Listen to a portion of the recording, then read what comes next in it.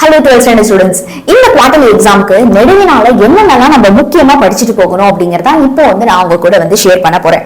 So ஒவ்வொரு நெடுவினாவும் உங்களுக்கு இப்போ ஸ்கிரீன்ல தெரியும். அது ஒண்ணு கூட நீங்க மிஸ் பண்ணாம படிச்சுட்டு போயிடுங்க.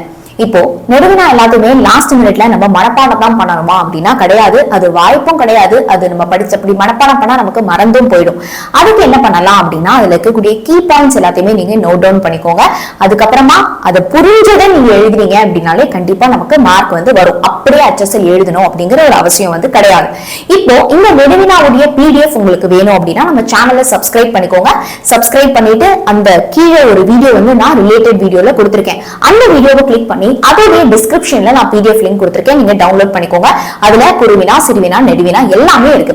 இன் கேஸ் தமிழுக்கு உங்களுக்கு ஸ்டடி மெட்டீரியல் வேணும் அப்படின்னா தமிழன் ஐயா உங்களுக்கு மேரத்தான்ஸ் கண்டக்ட் பண்ணிட்டு இருக்காரு. அதோட டிஸ்கிரிப்ஷன்ல உங்களுக்கு ஸ்டடி மெட்டீரியல் PDF இருக்கு. ஓகே, சோ இந்த குவார்டர்லி ஃபர்ஸ்ட் எக்ஸாமே சூப்பரா பண்ணிடுங்கடா. நான் சொன்ன மாதிரி கடைசி நேரத்துல உங்களால ஃபுல்லா மனப்பாடம் பண்ண முடியாட்டியும் சரி, கதை தெரிஞ்சுக்கோங்க, ஓடா எழுதிருங்க.